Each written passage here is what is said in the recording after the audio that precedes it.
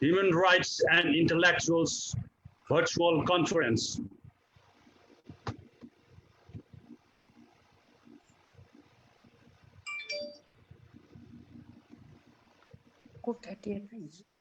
Okay, so I will start this global conference on global journalists, human rights defenders, and intellectuals all over the world.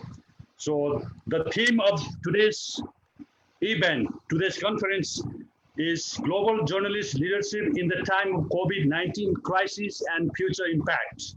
That will be asked on that topic to only the journalists who are in this forum. The second one, global effects and implication on post-COVID-19 development, economy, and diplomacy.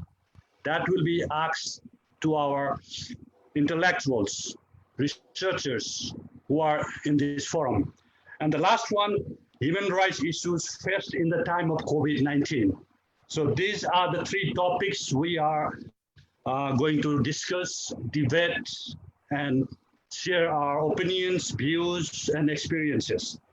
So now, I would start with the introduction.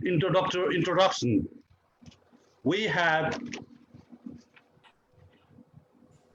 Chairperson of Girija Prasad Koirala Foundation, Kathmandu, Nepal, former Deputy Prime Minister of Nepal, and former Foreign Minister of Nepal, Honorable Sujata Koirala. Let us welcome her in this forum. Thank you. Thank you. Thank you. Next, I go as per the confirmation email I got, first come, first serve basis. So first confirm and followed by the rest. Bharati Silwal Giri, who started her career as a radio journalist in 1976 in Nepal and founder of English monthly magazine Media Nepal and an advocate of gender equality all over the world. Welcome her. Next, Dil Bhushan Pathak, a TV journalist, founder of Interface Nepal, Media for Arts and Rights. And he's not here yet, so he said he'll sneak in anytime in between. Next, we have Bose Bahadur Balaya, journalist and PhD student.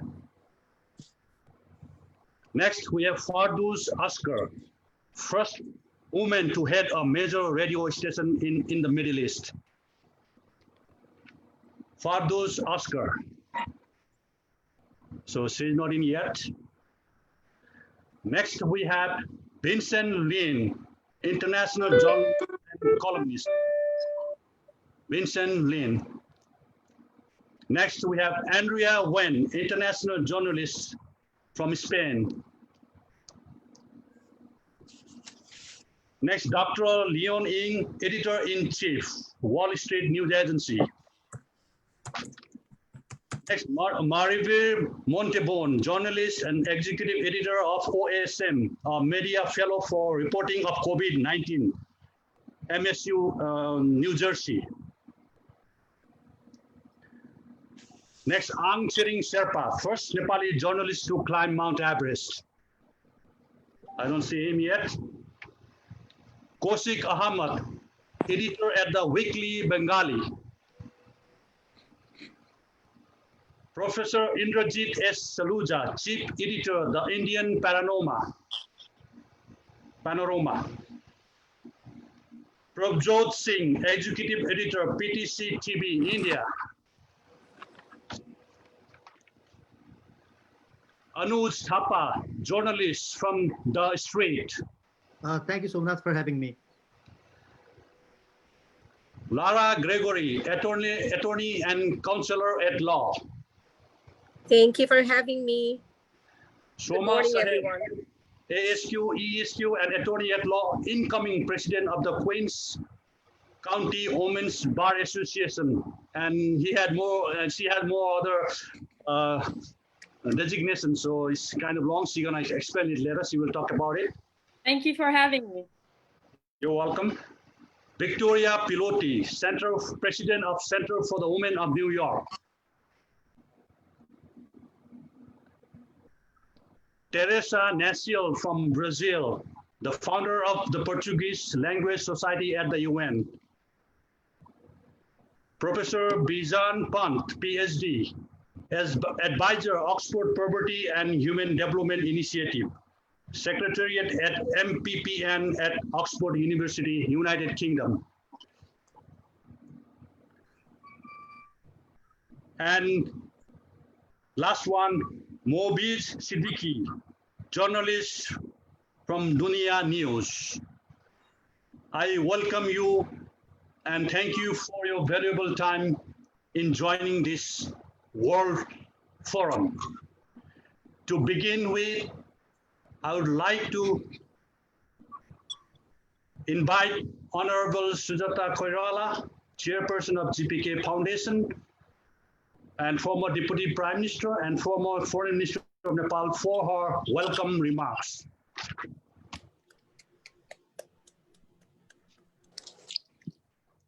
And I would like everyone to mute your microphone, please. Intellectuals Zoom meeting during the pandemic caused by COVID-19, which has confined the humanity to indoors. I would like to thank you all for joining this meeting despite being located at different time zones and places. As we all know, coronavirus crisis has changed everything and devastated our normal life. This is, of course, a challenge to all of us, also an opportunity to start anew. Journalists have a great responsibility during this pandemic, whether pandemic or disaster or normal times. Journalists have been eyes, ears, and voices of peoples. Journalists reach there where even states have no access and bring out the stories for actions. Journalists deserve our salutations and commendation. I want to thank you all for coming, and especially thanks to Somnath ji for inviting all of us and organizing this program. So let's start the program. Thank you. Thank you, Honorable Sujata Koirala, for your welcome remarks. So now, next, one of our the panelists, first panelist to begin with this forum, I love to invite to present her experiences on focusing about journalist issues and even the human rights issues. Bharati Silwal Giri.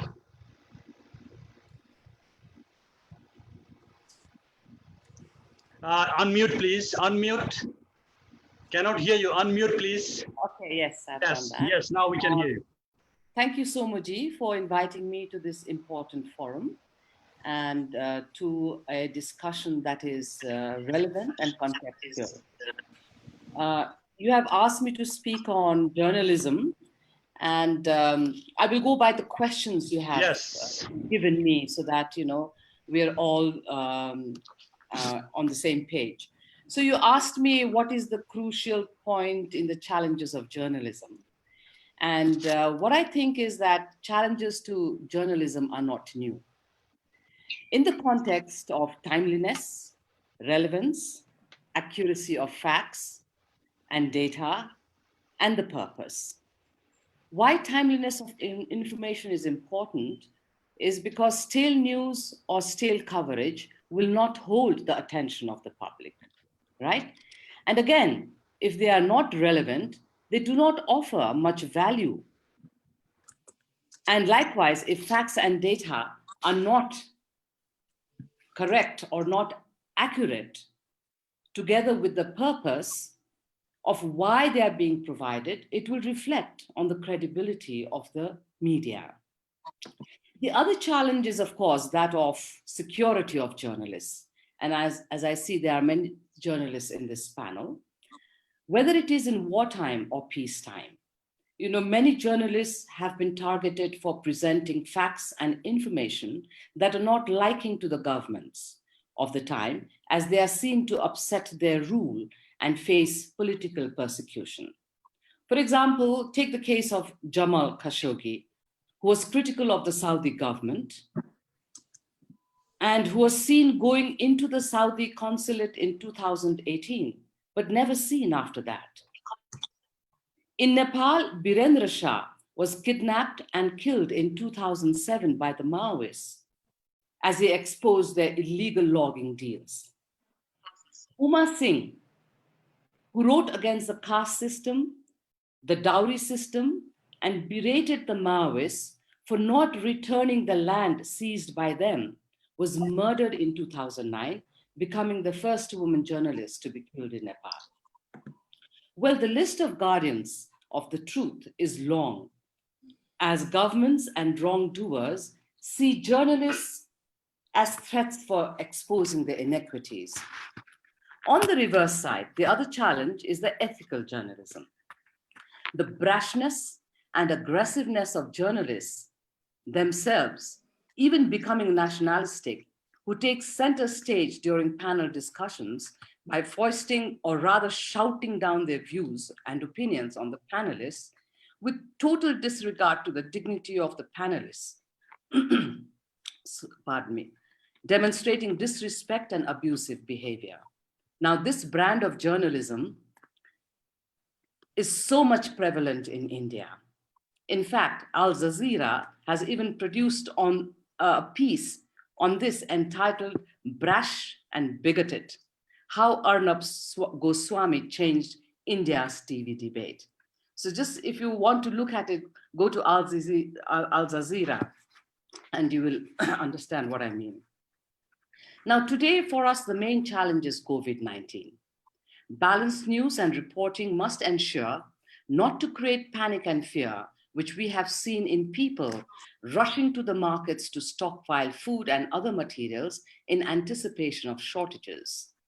Governments are using COVID-19 as an opportunity to delve more in corruption, non-transparency in decision-making, realizing their dreams of annexation, and deliberately engaging in disinformation or fake news. Therein lies the challenge of journalism and for journalism. Now, how do we know about fake news and how do we stop it? Well, fake news, hoax news, misinformation, disinformation, or propaganda, however one likes to call it, is motivated by profit, whether it be for political mileage or money. Such propaganda is easy to identify because they have a slant presented through personal comments or opinions in the hope of influencing the public for the originator of the fake news. In this day and age of IT, I don't think it is completely possible to stop fake news, especially on the social media, as people feel the urge to quickly share it especially when it is bordering on sensationalism. Very often, governments and leaders use fake news as an excuse to discount their utterances when the reaction becomes too heated or to trounce their opposition in the hope of gaining mileage with their electorates. Now, as you all know, the term fake news has been popularized by Donald Trump, who uses it unabashedly to discredit his rivals or to humiliate journalists and media houses, little knowing that it discredits his own standing in the world stage by deflecting blame on WHO and then on China for the spread of coronavirus in order to cover his own ineptness in handling the pandemic. Having said that, media education gains currency on imparting knowledge and information to the viewers, listeners, and readers on how to spot fake news in the first place. Now, this would help the public to become more discerning in fact-checking, verifying the source of the news, authenticating the creator's credibility, and affirming whether it is paid or sponsored, and understanding the content of the message it is trying to communicate. This becomes all the more important as factual news and information on coronavirus can be a lifesaver. Should I go on, Somoji? Because now you've asked me to talk about Nepal. Should I Yeah, go just on? like a minute more on Nepal. Yeah. Only a minute more. Yes. So then we come back. Okay. You know now, the history of print journalism in Nepal dates back to the Rana period, with the introduction of the hand press in 1851. Radio was established in 1957, and television came much later in 1985.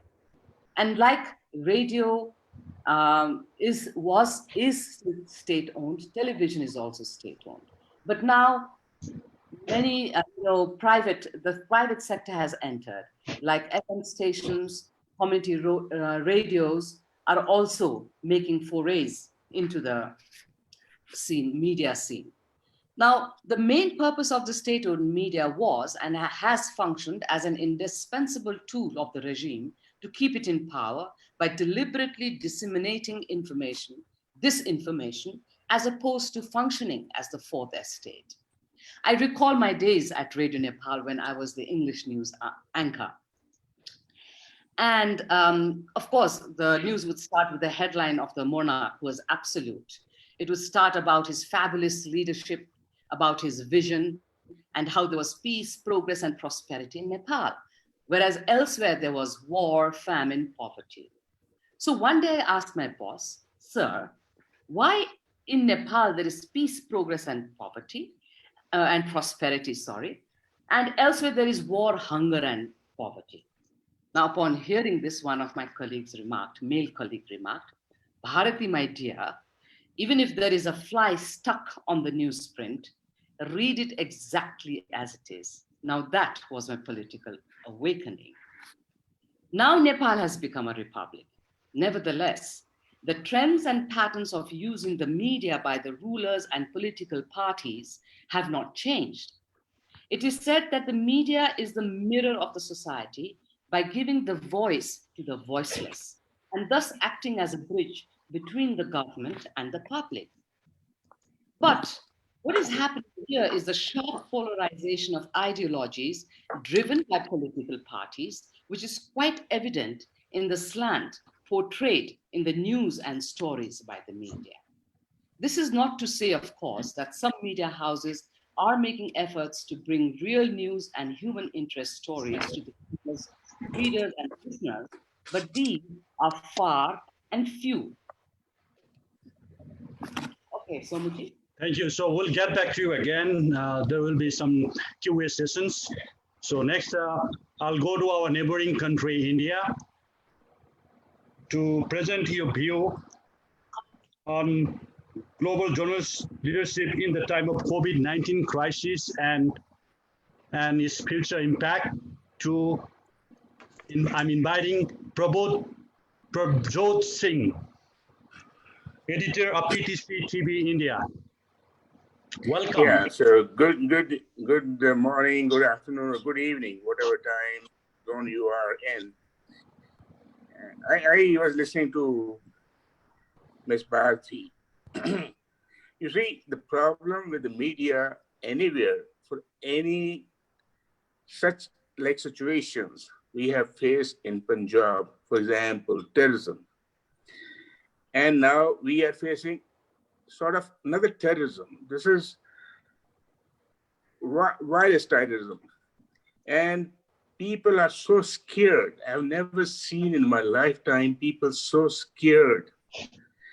And we call ourselves, we are human beings and we are the best thing to happen in the living kingdom.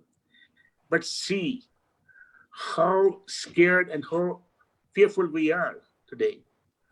And a small thing, very, very small thing, which even you can't see with a microscope. Writing a molecule of protein has scared us so much that we claim ourselves to be the nuclear powers, biological powers, and still we are clueless. And when we talk to people, we spread a message. Oh, so many cases, so many cases, so many positive. We are just trying to scare the people. We are trying to shatter their moral confidence. We are trying to shatter their faith in themselves. Okay, they can fight it out. Stay indoors. Do this, do this. Wash your hands. Everybody's doing washing hands and everything. Keep your face covered with a mask. Why? It's not an airborne virus.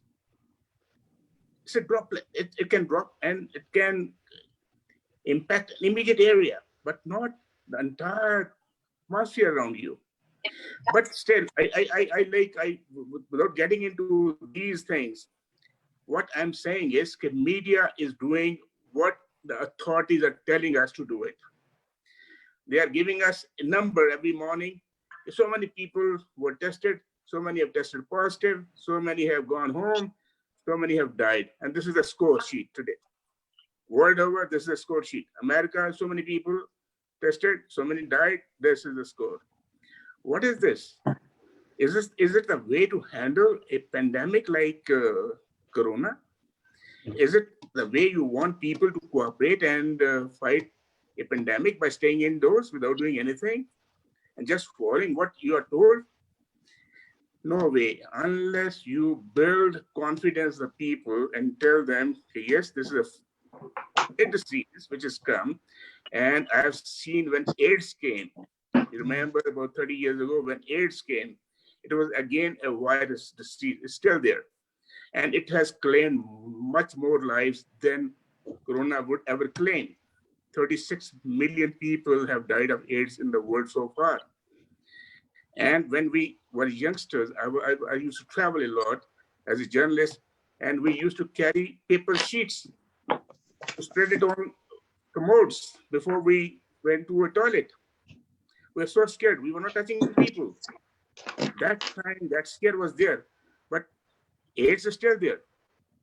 But those fears are gone. Why we create some sort of scare, and media is not trying to help people.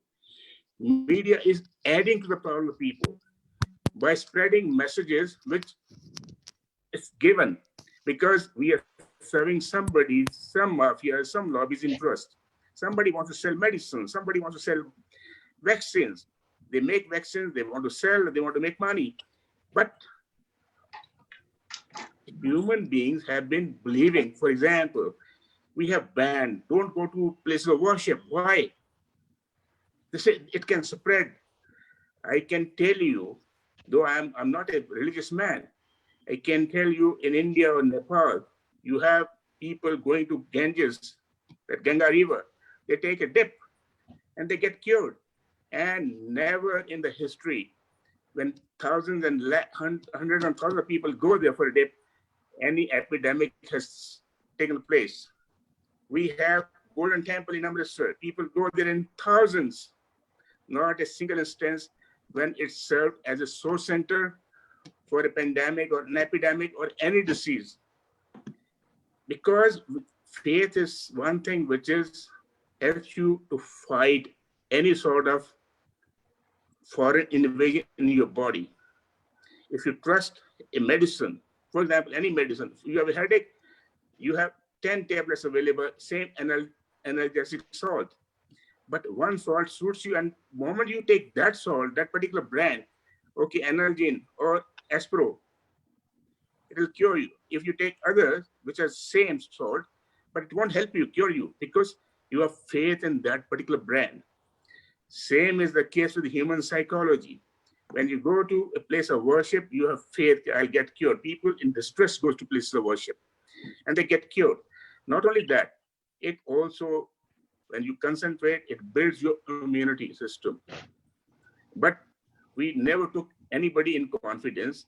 We were just giving out as if you are living, whether you are in US, whether you are in India, you are in Nepal, you are in France, same thing, same protocol everywhere. Lockdown lifted in France, next day lockdown lifted in India. Certain relaxations announced in India, certain relaxations announced in US. Same, follow. Malls are closed in India. Places of worship are closed all over the world. They are closed in India, in Nepal, everywhere. Is it a pattern? Is it some part of a design? I wonder why journalists are not investigating, why they are not coming out with stories which can actually educate people. Is this virus so serious? It's claiming only 2% lives. And we have other things taking much more lives every day. In road accidents, for example, in Punjab, 18 people die every day. And in Corona, in 60 days, we have lost only 47 people. But see the scare of Corona in Punjab, or see the scare of Corona in India, or see the scare of Corona world over. People have forgotten about other serious ailments. We have cancer, so much of cancer in India. Now nobody is bothered. What's happening to cancer? What's happening to other diseases? There's no place. Everywhere, everything is so designed, so planned. It's only Corona, Corona, and Corona. Economies are shattered. Human life is shattered. We humans are basically social animals. We have to live together. And now we are told, no, don't mix with people. Keep social distance. Why? If you have system is, I have been to many, many slum areas in recent days. People are poor, but their immune system is so strong. And believe me, incidence of Corona is minimal in those slum areas where people even don't have enough clothes to cover their bodies. Okay, Prabhuji, just within a minute, wrap up, please. Then we come back again. Okay, so my thing is, media has failed people. Media has not built people's confidence, but media has been trying to scare people with figures, very alarming figures, day in and day out, without promising anything, saying, oh, vaccine is being worked out, this. But they have not gone to hospitals. They have not seen how people are being treated there. They just put on the bed, they lie down there, and that's it. And we are creating so many people, and we are not taking out the people who have come back home. We are saying 22 million people have tested positive for Corona, but out of 200,000, 100,000 have already come back home. So there are only 100,000 people. Thank you. Thank you, Prabhuji. So that's why I think we should be objective and fair to the people, educative, informative, and play our role. That's it. Thank you. Thank you very much, Prabjot Singh, Executive Director of PTC TB. He's from India right now. So we'll come back to you with some questions in the Q&A session. Now, I would love to invite Mobid Asad Siddiqui, a journalist from Pakistani media, and he is in Dunia News. Yeah, thank you. I will introduce myself again. My name is Mobid Siddiqui, and Mobid, can you please put your video on? Okay, yes. My name is Mobid Siddiqui, and as you introduced me as a Dunia TV. Basically, I'm a bureau chief of Dunia TV in New York, and is an Urdu TV channel. So I will share my experience and also about maybe I will. I don't know where to start because it's a long story. I myself also I just consider focus myself on the time of COVID-19. Yeah, that's what I'm saying. No, I understand, but this is my saying. Right. Actually, when the pandemic started, in the beginning, I have the same views like my previous guests have their views. So, and I do talk same thing what he was talking. And as he says, he's a religious person, not a religious person, but I'm a religious person. I have strong beliefs, right? So when this pandemic started, and I have two responsibilities because I live in America. So my audience is not American, not common American, not English speaking. My audience is Pakistani, and in Pakistan also, my TV channel was in Pakistan. It's the second largest TV in Pakistan. So, and when I started this one in the beginning, I was thinking I will educate my people in the United States. So because, people watch in big number in also in whole United States. Right. So when the first day this happened, I was at the street distributing food and delivering food at the houses. And then I was talking the same thing, but Mr. I forget his name. There is no corona. Why we are, making this big thing? But all of the sudden, it's start impact on my own community. So I don't know where, and I saw the video from Pakistan, from India, and they are, showing New York, and they are showing the United States. Oh, there are fake news. They say, oh, this hospital is empty. This hospital is empty. And I was so surprised. You're sitting in the United States, and the people or the media, what they are covering, they are showing everything. And you take the video, the one person who want to make the conspiracy theory. I totally understand this could be conspiracy theory. Maybe somebody want to make money, whatever. But it's true. It's there. So I myself volunteer. And, I didn't stay at home. As a journalist, I think I'm like a soldier, and I have to fight because this is my real journalism. I want to do the real journalism. So I went everywhere. I went to funeral home. I went graveyard. I went to hospital. And the most popular hospital was Elmer's Hospital. So I went to Elmer's Hospital, and I see on my own eyes what's going on. And brother says again, there is, and there's a big theory also, and in the United States, people got flu and, they die. And I was thinking the same way, I'm telling you. But, actually, when I went to funeral home, the first day when the first Pakistani, because I was, doing Pakistani, basically my audience is Pakistani, so or Muslim. And I went to first day when the first Pakistani died, I had interview of the funeral home guy, and he says it's a COVID-19 and whatever and this and that. So, and he says, maybe more will come. And you know what, next day, after 15 days, he even not receiving my call, because why? He was so busy. I'm seeing my own friends. You know how many people in my community passed away because of the COVID? 500. And it's a small community. This brother, he's my friend also in the funeral guy. He monthly, he do like 15 to 20 funeral a month. And you know how much he does? And he was New York Times covered him. And I did a story before the New York Times, but because my channel is not that popular, so it was not anywhere. So only 1.5 months, he did 300 bodies. So where is my job is to start? Because of the brother who's making this one as a conspiracy theory, then I have to tell the truth. Please, we are not doctor. How can he say we are, okay, if you are investigating, go and investigate. We have to listen to the doctor. My brother is doctor. My cousin is doctor. How they can lie to us? My friends are doctor. How they can lie to us?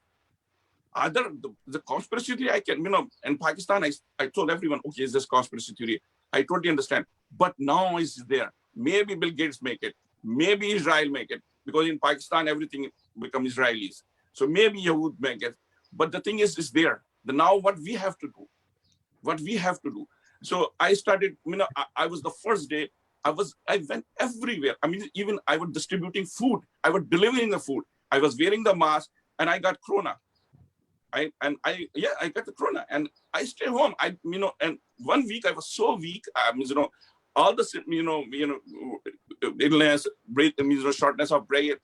I went to hospital. They say you have a corona, but we can, because it's not that bad, because your situation is not that bad, so we can have it. And thank God, they didn't take me in the hospital. I came, and while I was sitting in my room, same room I'm sitting, I did research. I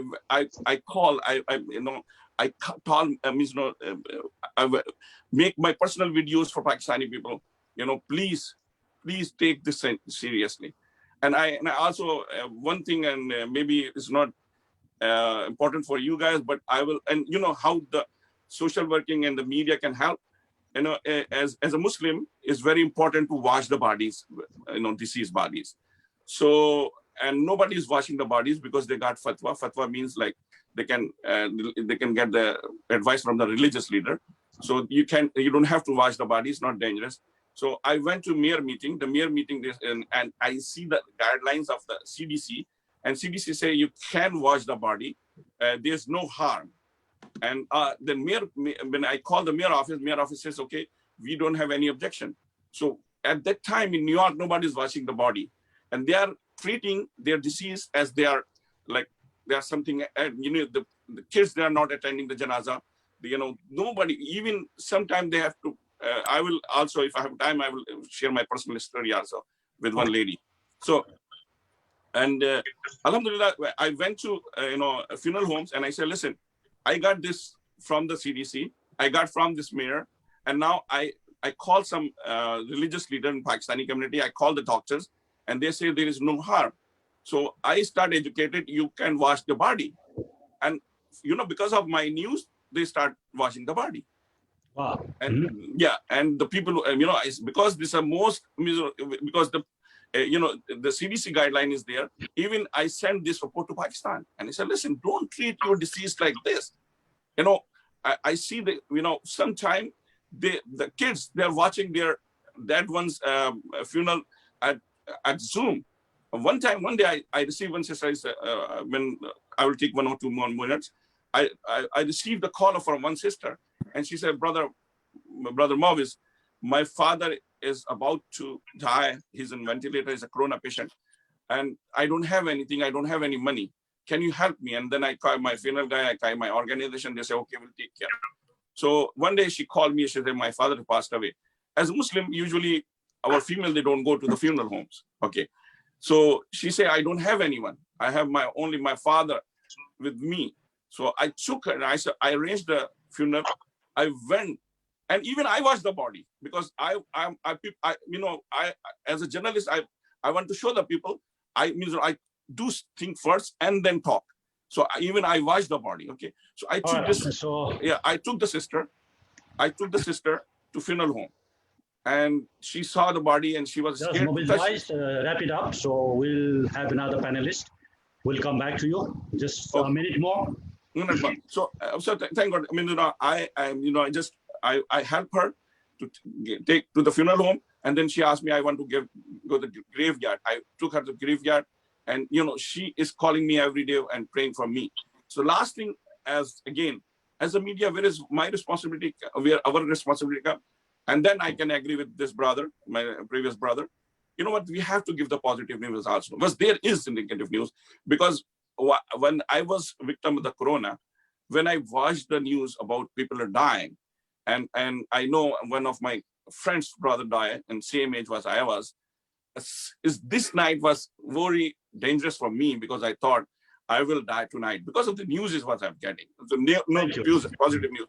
So I asked my brother, I want to write the will. So, there's a combination. Please don't make your religious belief or your faith to over truth or what journalism. Okay, because if you go Ganga Jamna, you will be okay. If you go Makkah Medina, you will be okay. No, science is there. All the beliefs increase your immunity.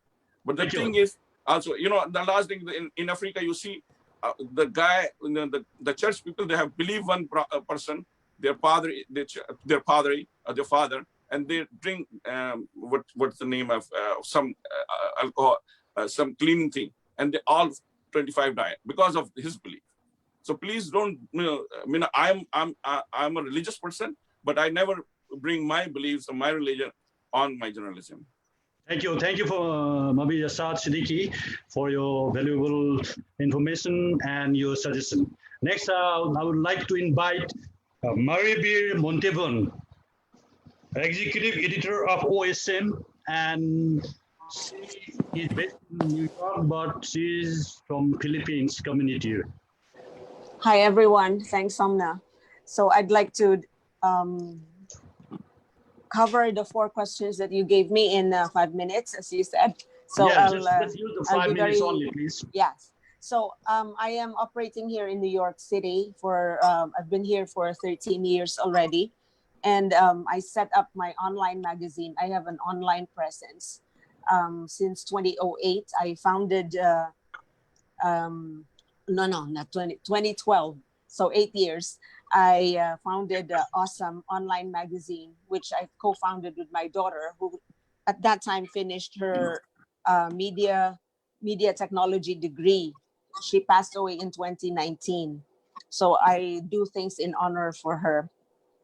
So the crucial point right now in challenges of media, right now, the truth and lies are all in the same platform of digital technology. That is the challenge that media practitioners are facing. So personally, I deal with it virtually and in real time, because fake news is as fast as your truthful content is. And the deluge of fake news and trolls are so prevalent these days that there's a need to fact check whatever comes out, especially from sources of power, people who have political positions and they don't speak the truth. We have to be more extra vigilant reporters. And there's also the presence of trolls, which are paid. Trolls bully us journalists when you have a story that's critical and raises critical questions. They bully you. They call you. There is a word such as prostitute, like you are from the press, you are being paid. So that is, you deal with that too. You have to be thick-faced, to counter all these harassments that you get from social media. On the good side, however, because the US has the landscape of media in the US could be described as two. There's corporate media, which is the big funded media giants, CNN, MSNBC, and all that. And there's also ethnic media, from where I belong. I operate with my main audience as Filipino Americans in the US, and some in Canada, some are in Europe, and some are also in Hong Kong and Asia. So ethnic media has a landscape and has a voice in the US. And we are like 2,000, there are about 2,500 different small institutions, almost like mom and pop stores. And so this is for me a revelation of how democratic the landscape of the US is as far as media is concerned. And so because of that, because of the digital technology, we are able to have our own space and niche to voice out our concerns on immigration, on women's rights, on discrimination, institutional discrimination. We have that voice, and I embrace that, and I take responsibility to give our audience that voice, that truth, because that is the essence of democracy. You're able to express reality and your own concern as a person and as a society, as a community. So that is also the good side of journalism right now. And fake news, we can actually have a whole session for fake news and how to spot them and how to stop them. I have had the privilege of having the training on how to deal with fake news, and it's easy. You have to look at the website, the source of information. If there's a funny sounding website like Link Beef, what's that? Link Beef, and or Gummy Post or GossipDiary.com. You already begin to question. You don't just believe the headline, because they will always sensationalize the headline. Like, for example, Trump orders 3 trillion for stimulus benefits. That's wonderful. People don't think they will just send it out. But you have to look at the source, your website, if it doesn't sound funny. And also, like, there are the trolls are very smart at doing this. They write breaking-cnn.com. They use the name of old institutions, of professional institutions, but actually that's a fake site, a fake news website. So be wary of the website, and when you read the article, do not share. Read it first. If there is an attribution to the source, if the source is credible, like human rights in the US have, for example, have been grossly violated for 100%. And who says that? Is it from the Department of Human Rights, the Commission on Human Rights? You check the source of information. So these are the things that as readers, consumers of news must look at before sharing. And also, how do you stop it? Personally, you have to block people, even if they're your friends, if they're promoting violence, if they are justifying the president telling lies and still providing an excuse or an apology. Personally, I block them. Do not give them your space. Your space of 3,000 viewers are important. You don't want them to have contaminated information. So I have been blocking my friends actually, so that I don't want to argue. I just block them. So that's the way to, and you can also report like doubtful information. You can send a report to Twitter or to wherever social media you're using or you have seen it. So that's it. And how is the Philippines right now in terms of journalism?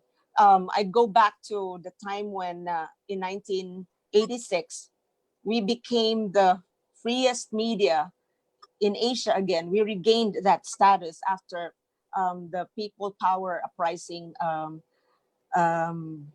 catapulted President Marcos, and media became free again. And this was a result of people's movement. Media being killed, media not being quiet, just pouncing on to the truth. And at that time, Marcos was controlling the press. He declared martial law. It was a blanket order. Everybody was shut down. Right now, there is still challenge to press freedom. President Duterte is targeting specific media because of digital technology. He cannot shut off everyone. So he's targeting those who are critical of his policies. Number one was Inquirer, then Rappler, which is led by Maria Ressa, and recently ABS-CBN. The franchise may not be renewed. So these are all indicators of, abuses of power that don't want to hear the truth. So he wants to stop the press. So what are we doing? We keep saying the truth. You just don't buckle down. You have to put your fear aside and just make your story airtight, cannot be disputed. Your sources of information are have integrity. And finally, what's the future? What's the future of journalism post-COVID? That may not be quite near yet. We are still reeling from COVID pandemic. But right now, I am doing my media fellowship with Montclair State University, and they're providing us the venue to report on, like, reportage on in the absence of vaccine and medication, what are Filipinos doing to heal themselves using traditional wisdom, traditional knowledge. So this is again being surfacing our heritage, our traditions in the midst of this virus. I mean, pandemic. And also, I would like to see a much better future after this, and media being frontliners for truth. We source our information from the ground. So we interview nurses who have had contracted COVID because of their work, and we interview how people have developed or regained back their health after contracting COVID. And so again, the principles of truth and our allegiance to truth and balanced news will always be there, regardless of technology, regardless of what medium you're using. So I just would like to, and I look forward to partnerships of small ethnic groups, media groups, with universities, because they are a scientific community that we can deal with, and it's a way to counter all these politically motivated trolls that try to diffuse confusion and lies and half-truths, which are not helping at all, so that the society can move forward and become better. Thank you. So, Thank you. yeah, that's my take. Thank you so much, Somnath. We will love to work with you as you ask for social communities and ethnic communities and different South Asian communities. We Yes. love to work as a partner in partnership in your coordination. So please feel free to reach us, and we Yes, will amazing. definitely work out together. Thank you. Thank you again for Looking forward. Thank you. Now I would like to go to Spain. Please welcome international journalist Andrea Wen from Spain. Yeah, thank you so much for having me. Thanks for inviting me. I want to express my respect to all the brave people who is participating in this conference. You are all admirable, and it's a real privilege to be here. And I believe it's very important to keep present that fear is the worst disease. The responsibility that the media has in spreading fear is huge, because journalists have the power of making fear contagious. In Spain, we have been one of the most affected countries in the world. We are vulnerable because 49% of our population is actually old people.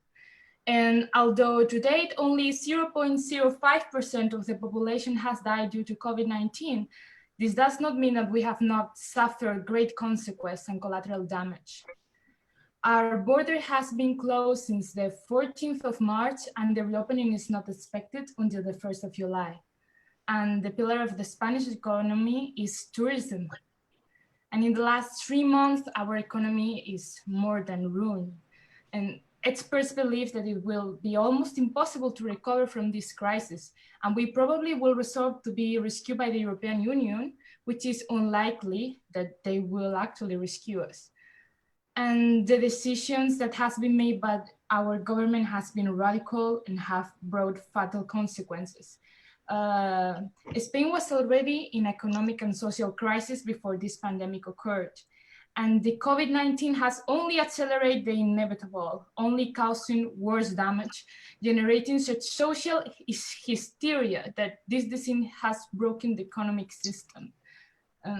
One part of the population is so terrified that they no longer consume, and these people focus only on food supply. But it's more worse the fear of uncertainty of the country's future, because it's what politicians call now the new normality. The current coalition government has been taking advantage of this tragic situation to implement a new governmental regime in a disguised way. And as the majority of the population is ignorant of their rights, people are not aware of this issue. Spanish society is very polarized, and it's a divided society, both in favor and against its government. And at the same time, the independent parties have taken advantage of the state alarm to negotiate the rupture of the country. On the other hand, the extreme right is fomenting now protests on the streets against the government, which is our government is a coalition of a socialist party with a communist party. And all this movement and social agitation is just terrorizing more the Spanish population. Therefore, the country is facing a historical crisis, both economically and socially. And people do not trust the government that they know how to manage this pandemic, but neither trust the media, because it's all full of sensationalism. And cases are increasing daily, the numbers are changing every day, and a further relapse of the virus is expected. So people is locked up in their houses without income, no money, and just fear. And the consequences is that people can no longer cover their basic needs. And a great number of families are now vulnerable to poverty. This puts the health of the individual at risk. Poverty, you can no longer take care of yourself. So hence we will be even more fragile to relapses of the disease, or what is worse to come. So That's basically the Spanish report. Thank you, Andrea Wen, for your valuable experiences sharing with us and your suggestions. Next, we go Thank to you. international journalist again, Vincent Lyn and columnist. Please unmute, please.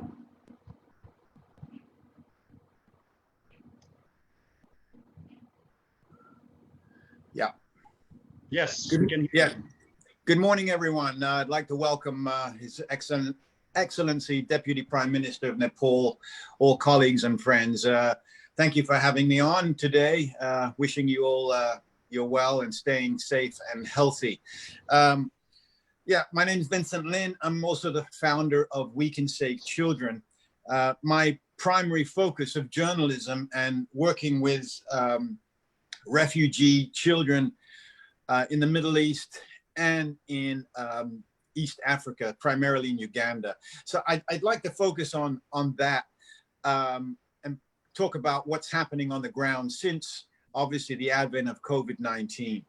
I've been speaking a lot with the director of UNRWA, which is the United Nations Relief Work Agency in Beirut, in Lebanon. In Lebanon, just to tell you, it has 12 refugee camps, of which there are about 500,000 refugees, mostly Palestinian and Syrian, some from Iraq as well. Wow. And I've spent a lot of time throughout Lebanon and Syria. Actually, was supposed to be there right now. But the situation there is what's happening is that where most of the world is in a lockdown, the refugee camps are suffering interminably because they are been caught already in a lockdown, but it's kind of a lockdown with inside a lockdown. So there has been a strain, obviously, of them getting basic food and clean water.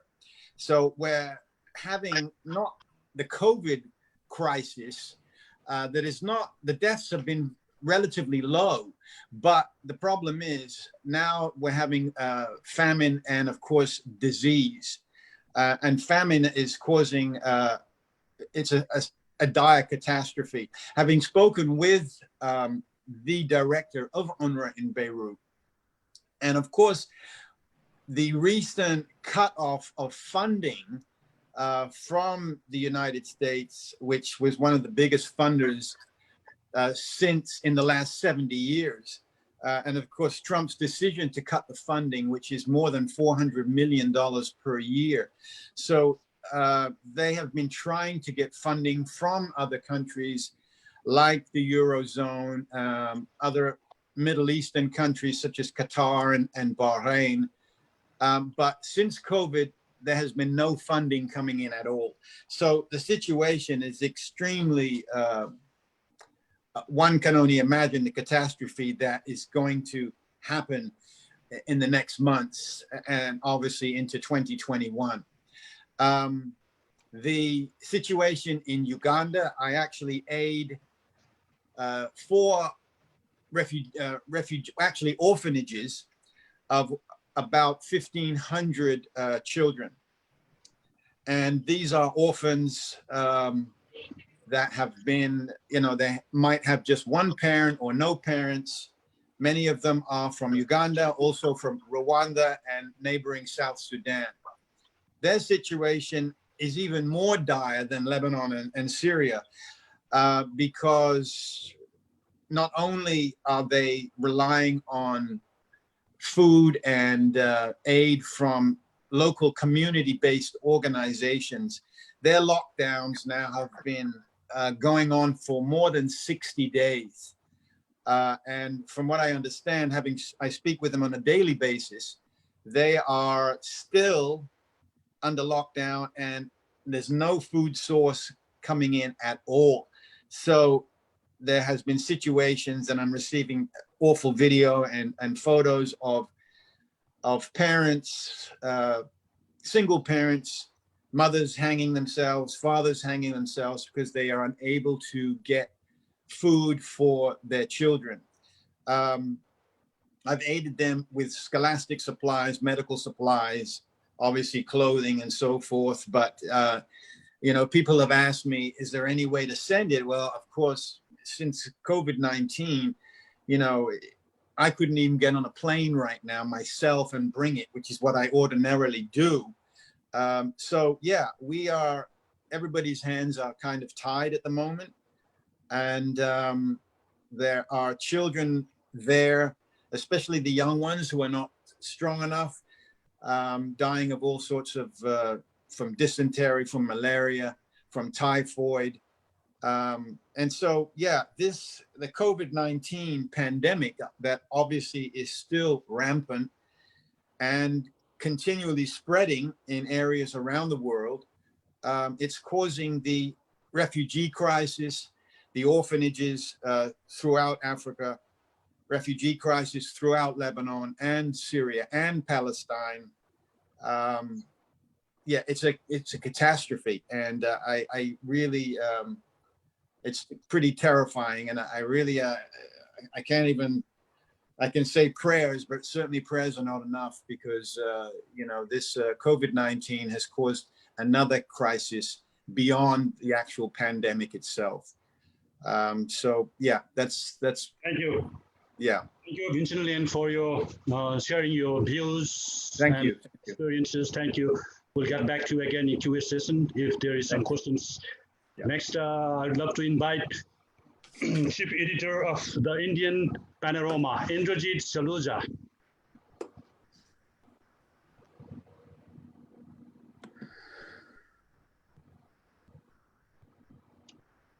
Indrajit Saluja, Chief Editor of the Indian Panorama, Indrajit Saluja. I see his name, but can you unmute, please?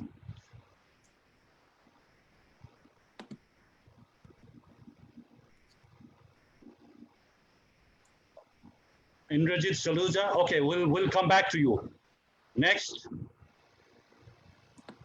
our young journalist from Nepal, based in New York, Anuj Thapa from the street.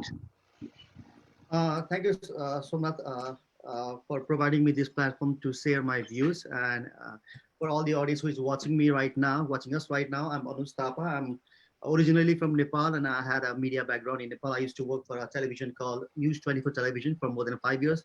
I came here in 2014. Now I'm working at the financial media called The Street, where I'm covering how this COVID-19 is impacting the US economy and global economy. Before I jump into coronavirus, I just want to stress the point, which has already been mentioned by our previous journalists, but I just want to stress it here on this platform is, right now, this has been one of the most challenging times for journalism, be it anywhere, be it in America right now, be it in India, be it in Nepal.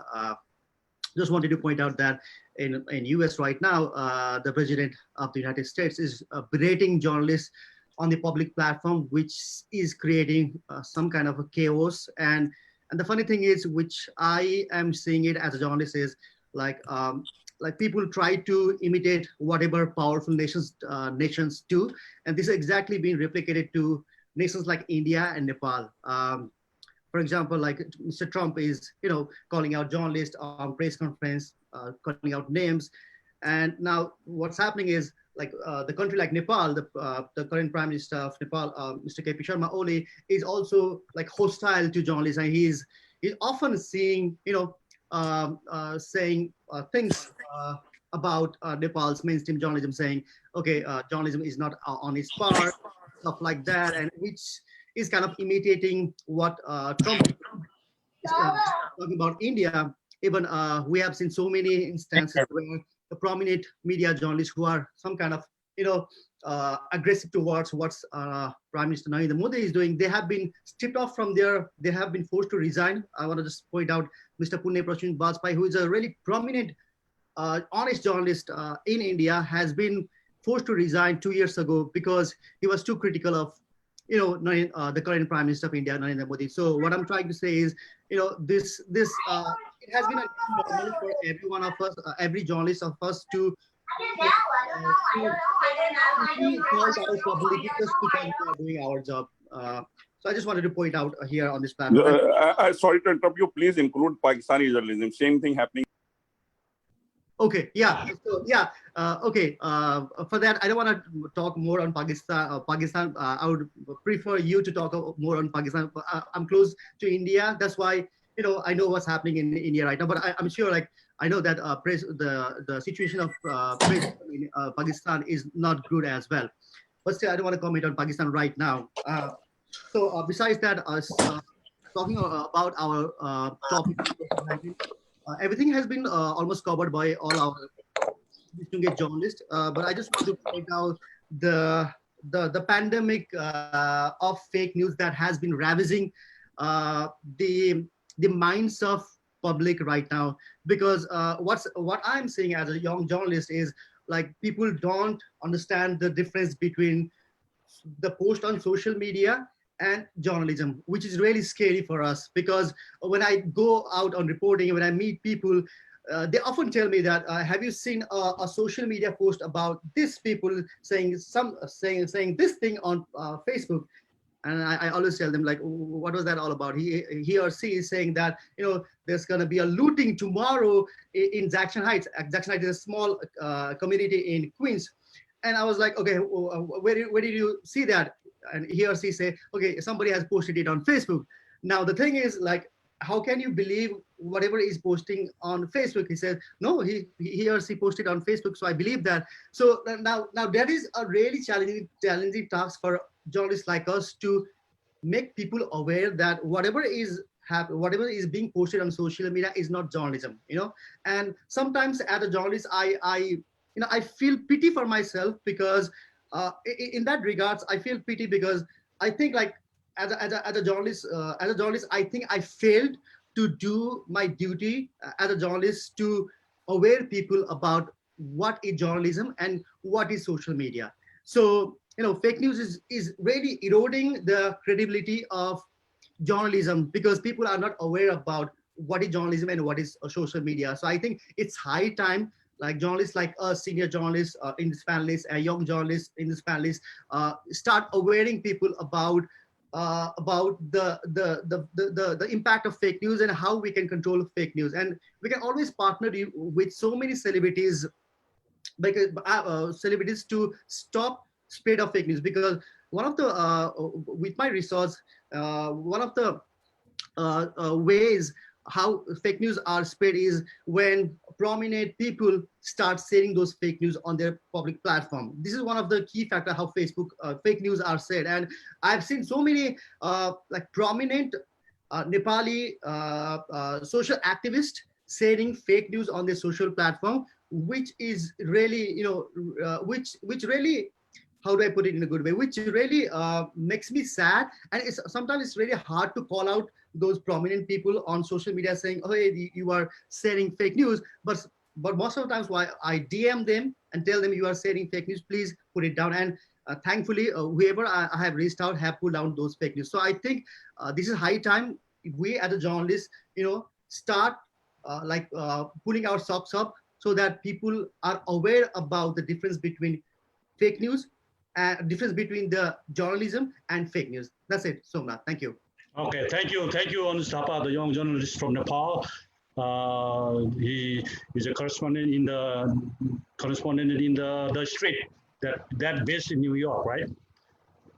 Yes. So next, I would like to introduce Editor-in-Chief, Wall Street News Agency, Dr. Leong Ying.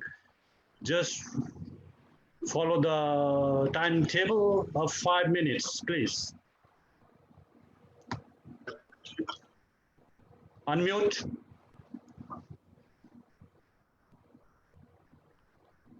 Thank you, Somnath, for giving this opportunity again. My blessing to Honorable Sujata Koirala, Chairwoman of GPK Foundation. Fantastic global platform that you're giving the world to deliver a message. So last week I mentioned that the medical fields are at the forefront of this coronavirus pandemic.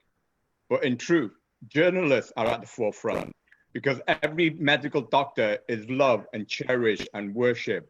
But you poor journalists, including me, are attacked and abused for telling the truth. because we do not confront with the right side. So in truth, you journalists are the true hero, okay? So the medical doctors, yes, they are heroes, and rightfully they are praised.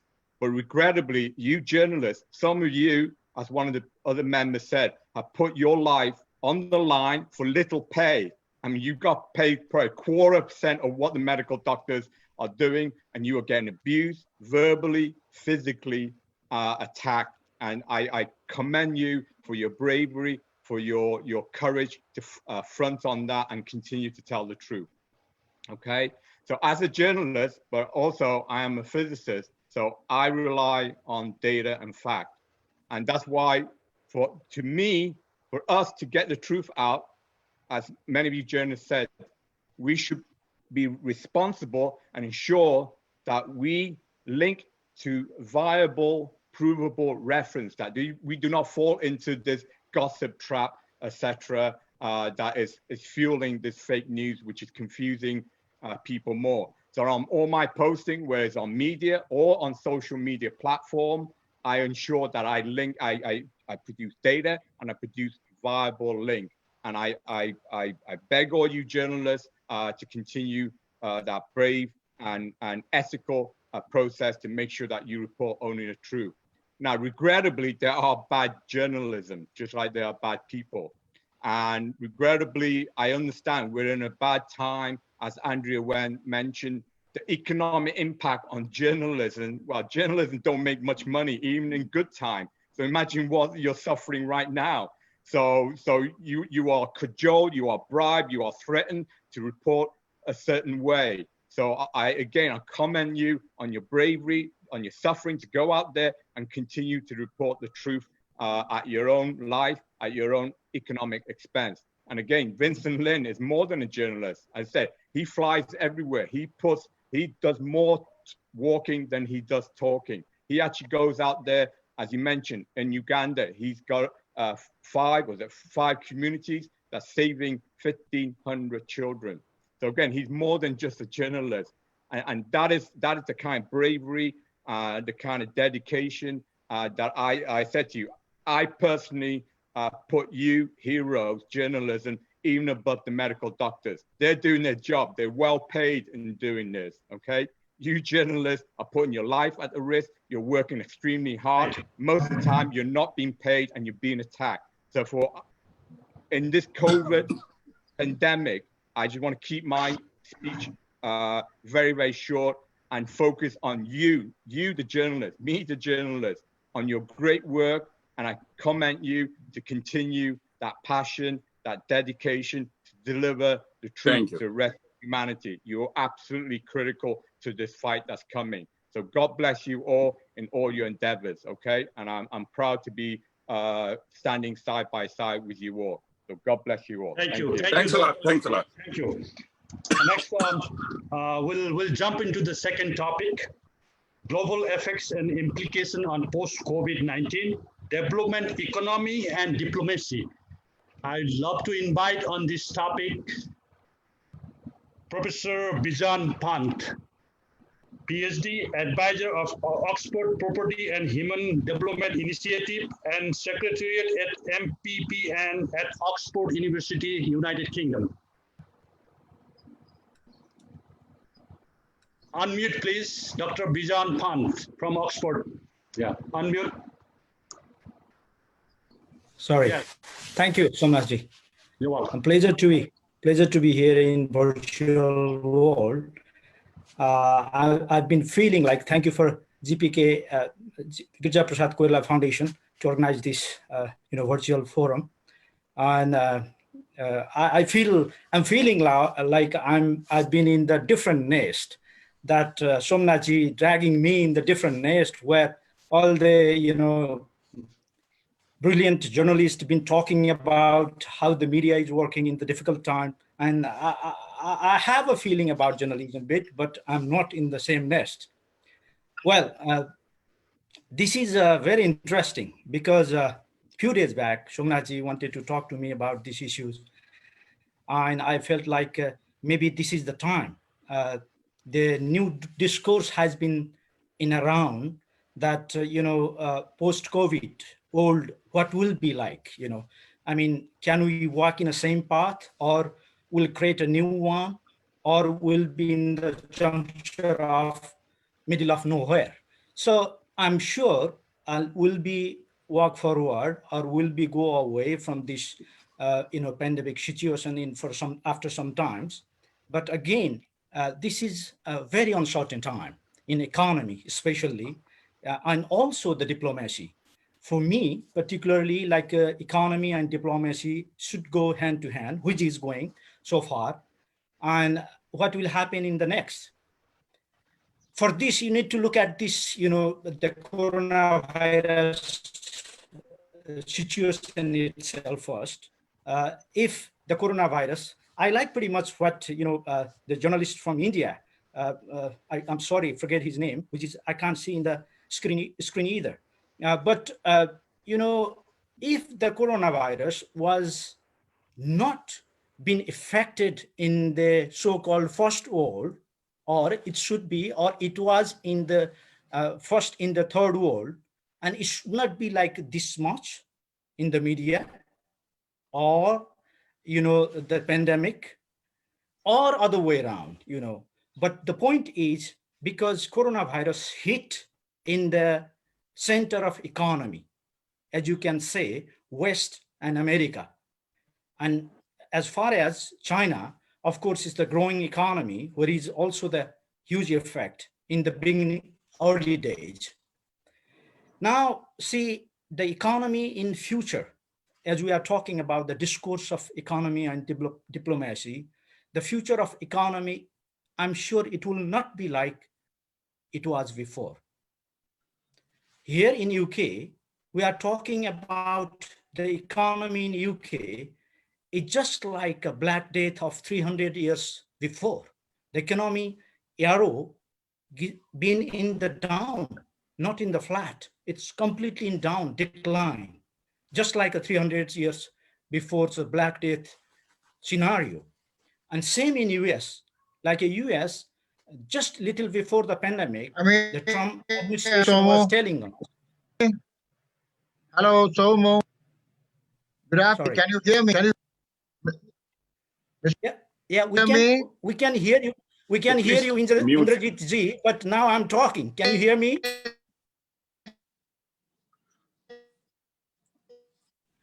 So I've been a bit distracted.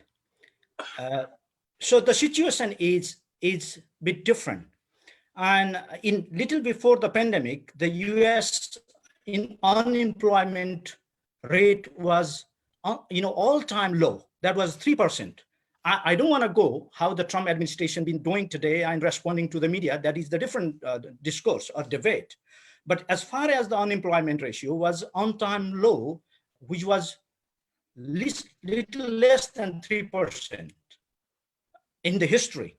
And then now the unemployment rate last month, as per the global Financial Times, it's a 40 lakh the people been already unemployed. So trying to bring all those different picture from US, UK, and then China, and growing economy like India, and the BRICS countries, Russia, and then of South Africa and Brazil, that all brings together. You can have a look. The next phase of the economy will not be like a globalized economy. It will be like a centralized economy in their one country first. Put their country in priority, put their country in first. So that means the production companies now, they used to be moving around the world where they got the cheap labor. Now they are coming back home slowly and gradually. Just like after the Brexit, most of the British brand, they came back home. They tried to grow their economy, produce their one factory, and produce their one market, rather than to support, or knowingly, unknowingly, directly, indirectly, they are supporting the economy in the rest of the world as well. If the Nike company, they move to China, they will supporting in China as well. Look at the company like Citizen, the biggest Japanese watchmaker company. They pull out from China. And then after the Microsoft, US biggest company in China, they pull out as well. So that is already showing some example or some symptom that the economy is coming back. Well, you can argue the next phase or next era of the economy, they might be particularly focused in Asia. It's still the Asian market is much better for the rest of the world, particularly Western America, because of the cheap labor again, because some of the factories, they moved from China to Vietnam, moved from China to Thailand. That shows the Asian market or Asian economy could be the potential market or economy, next economy. But again, it's very difficult to say in this juncture that I already said, we are in huge debate or discourse where it will go. Let's go back to the diplomacy. The diplomacy, how you drag your interest to along with other interest. That is very important, And the diplomacy was a huge tool before to produce your market. Like for a Japanese company, I can tell you just one Japanese company called KDDI, which is the third largest telecom business in Japan. They are trying to get the business in Nepal. They were before in India, already launched their KDDI company in India, then after in Nepal, because they came through the diplomacy. They've been long association with Nepal, such a long time. They are investing in Nepal for a long time in a development sector. Now they are trying to get the return to invest their company or bring their company in the cheap labor, cheap area, and where they can get more surplus.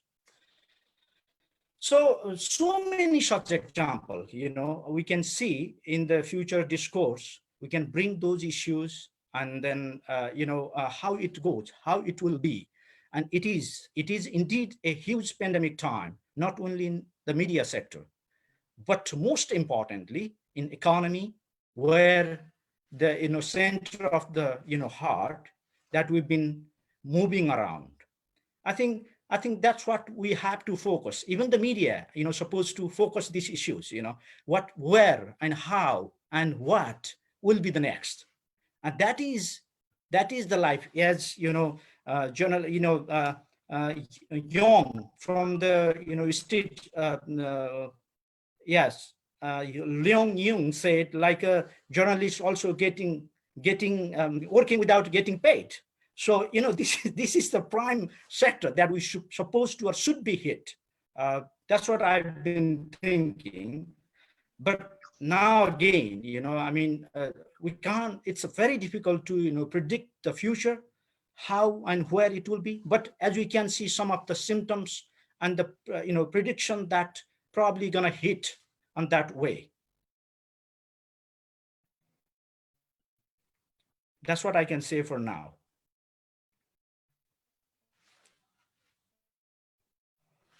Excellent.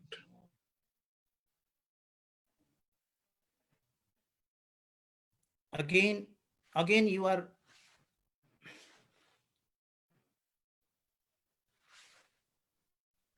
Your audio is muted, Somnath. Somnathji, unmute your. Yeah, I got it. So Indrajit Saluja, are you back?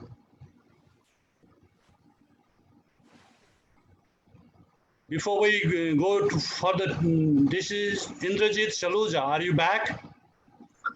I just got the message that you said I'm back. Please, Indrajit Saluja. So let's give him a last try again.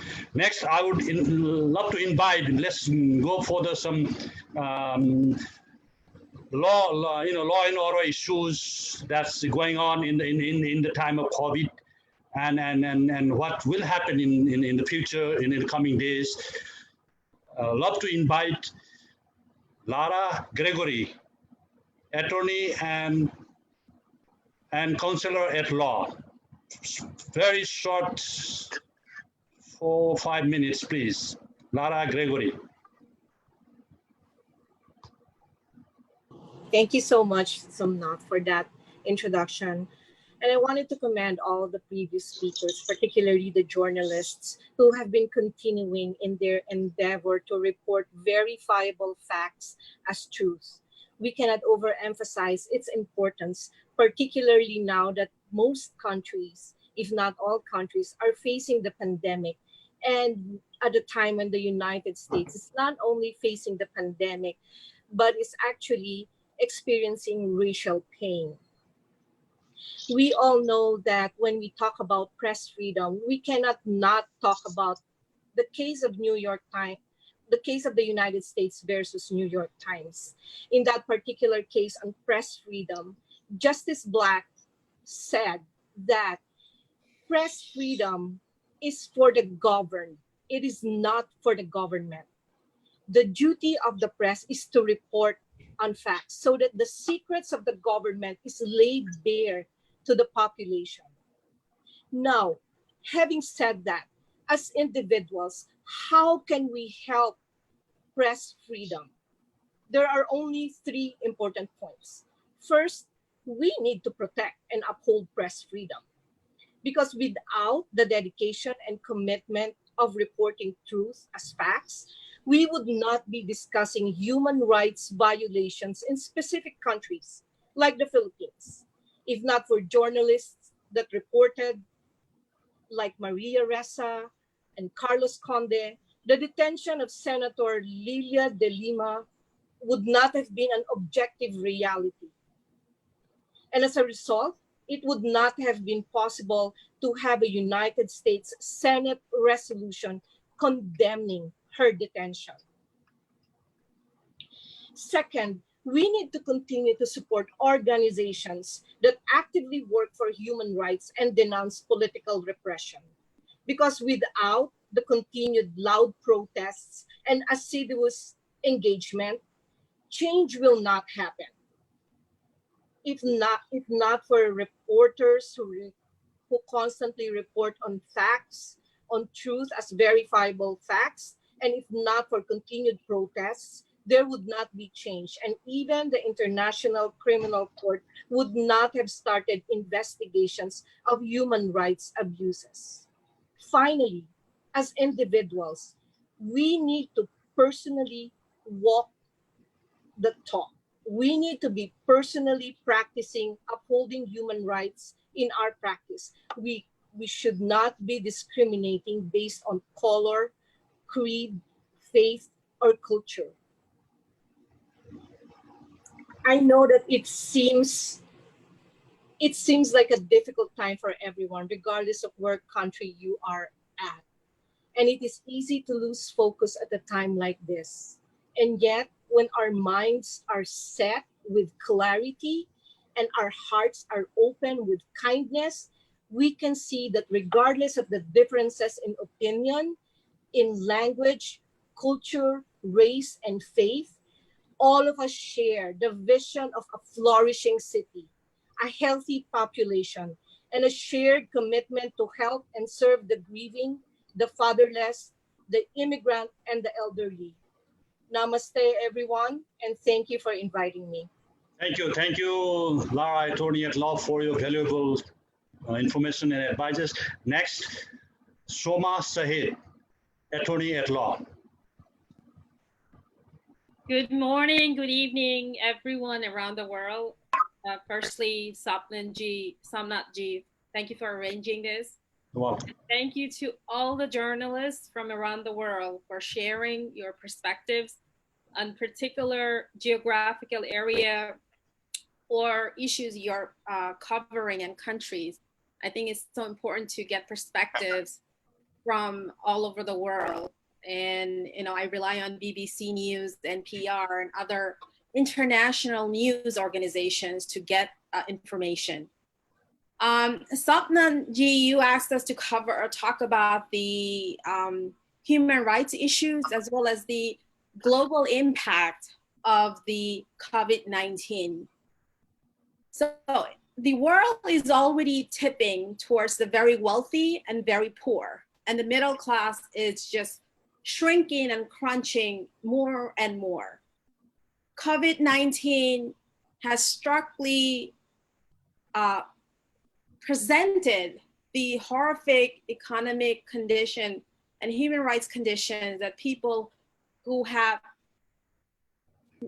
don't have enough access to wealth, information such as real, not fake news, access to health, access to food, access to clean water, and access to a hope from governments, reliable governments who are really working for people, but not for themselves, or particular sectors of their groups, whether it be corporate interest or particular governmental interest. So we are definitely facing a global impact, and how do we overcome this? And I've spoken in many Zoom and Skype meetings and events where I've said that we really need to start thinking and treating people regardless of color, gender, religion, or what part of the world they come from as one, not as because you practice this religion or you're from this country, you're not part of the global village. Because the environmental conditions affecting people who are not in the development countries, the impact of the global climate, the impact of hoarding resources by the 1% and pushing working class and children to poverty. UN predicted because of COVID-19, we'll have 500 million children in hunger and poverty. And how do we live with that? And how do we go on thinking when we might have a trillionaire by year 2026, Jeff Bezos. And during COVID-19 in the USA, top 5 companies, Walmart, Target, Amazon, and others have gained almost $436 billion in wealth. And while the lower classes, the struggling classes, the middle classes are struggling. So the inequities built into our global capitalistic system and it's just moving from, and it's happening at the speed of light because of COVID-19. I think all the leaders around the world, people who are really genuinely interested in this issue, such as attorneys as myself and other speakers, journalists, and we have seen journalists under attack in the USA by our very government, where misinformation is coming out. We have other countries who are attacking our freedom of speech and media by trolling, by attacking our campaigns. So everything is together. And I think, one of the speakers, the Philippine journalist, she said that she blocks even her friends who are spreading wrong information or try to point it. In fact, personally, in the beginning of COVID-19, I had to defriend a friend who attacked me personally because I was raising an important issue that our president should not be speaking in a certain manner. And she instead thought that I was the one spreading misinformation and creating scare tactics. So our job is ongoing. Our job doesn't end because we didn't have any death from COVID-19 in New York yesterday. So our job doesn't end. The job continues. So please keep doing what you're doing. And my heart goes out to what Mr. Lyn is doing and the children in Lebanon, Beirut, and Uganda, and also the Rohingyas in Bangladesh and all the people who are suffering because we're not doing what we're supposed to be doing, sharing the resources of this world. Thank you, Somnath ji. Thank you so much, Syed, attorney at law, for your valuable advices, opinions, and information. Last call for Indrajit Saluja.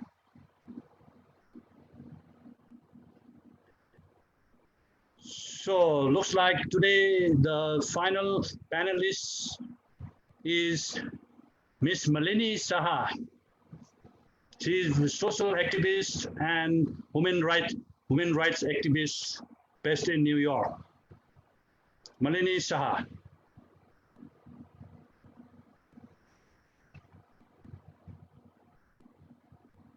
Unmute, please. Yeah, thank you, Somnath ji, and thank you to Sujata ji, our chairperson of Koirala the Foundation, for the great initiative that gives us global knowledge in these presidential times. As Sujata ji said, a challenge to us and an opportunity to start anew.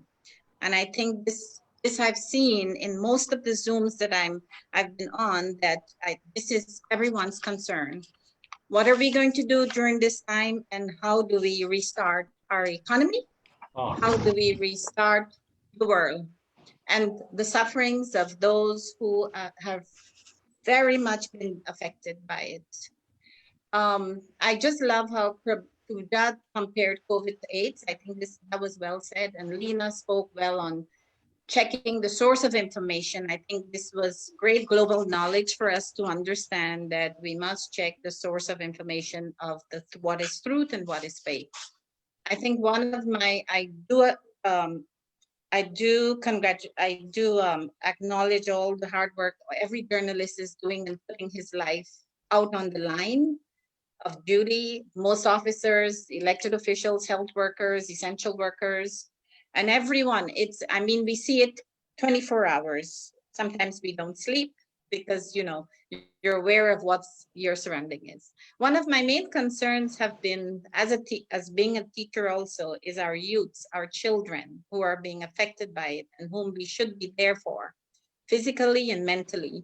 And I've spoken about this too, that this concerns me, that they should feel hope of the future, and they should feel that there is great hope, and we must present them with a good environment. I think opening the economy and the issues and the wellness of helping those who suffer means a lot to me also. And I've been working on those issues of how to help those who are going through certain things at this moment. And it's been an honor to speak and hear everyone. And thank you.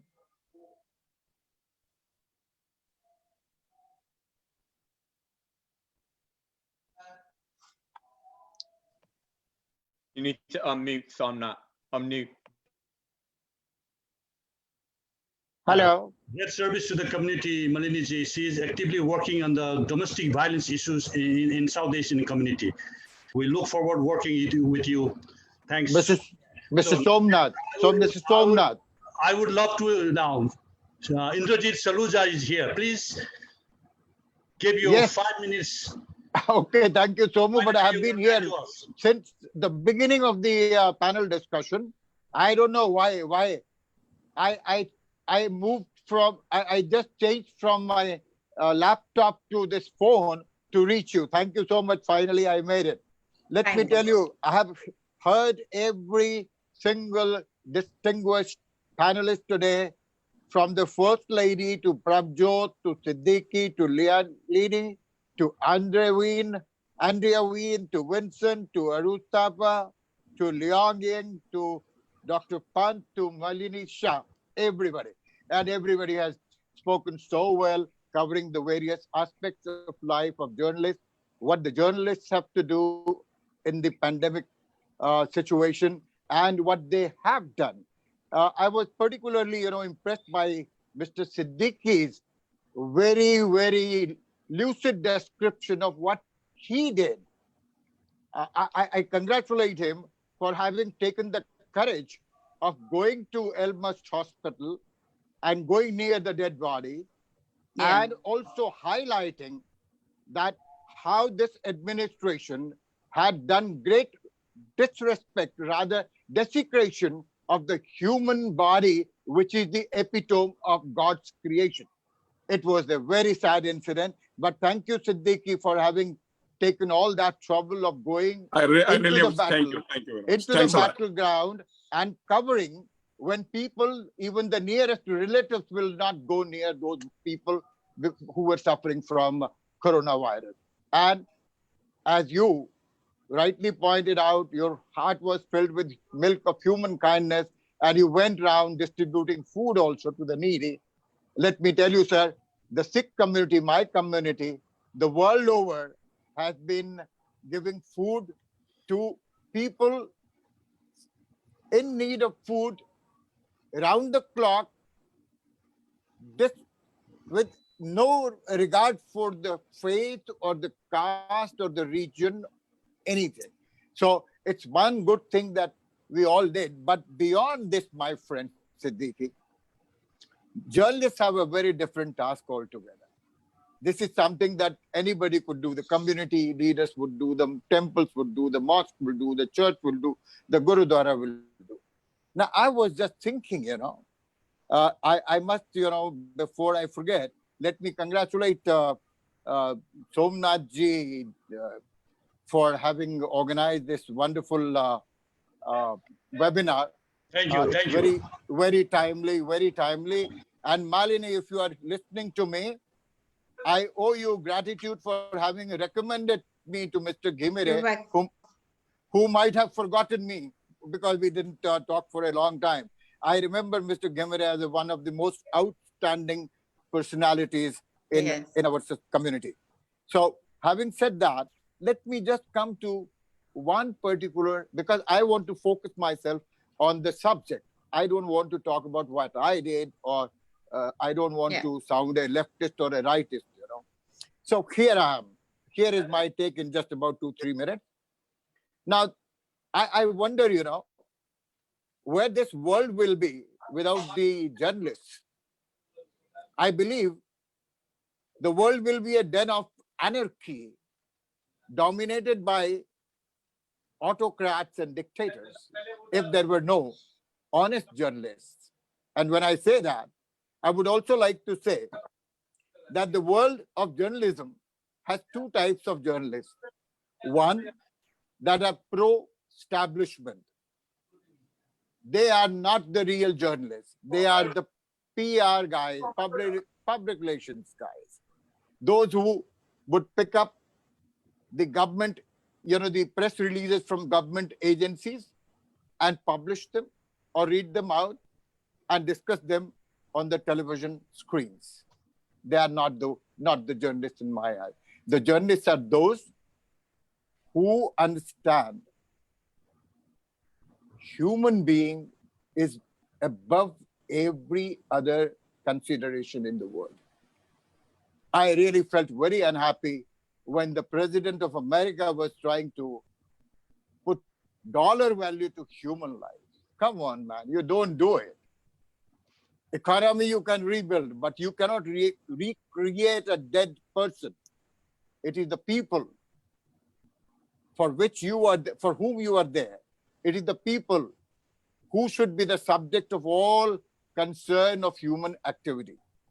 Having said that, I'm going to elaborate on one or two things. That is, one is, there is a tendency of government across the world to disregard the essential human concerns. And I would just give you two examples. I go to India, the country I come from. Millions of people, seasonal workers, migrant workers, they were left to their fate by the government of India, who left the cities, metropolitan cities, to get back to their villages. Because of the lockdown, they were out of job. Because of the lockdown, they were not getting the wages. They were not getting food.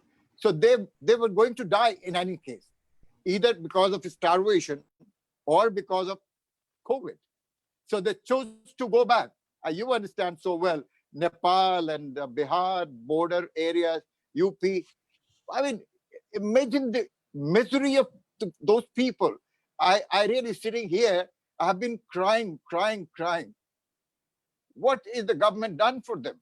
And here is our media, the servile media in India, just, praising the government for the initiative that they have taken and not reporting the fact that so many lives were lost.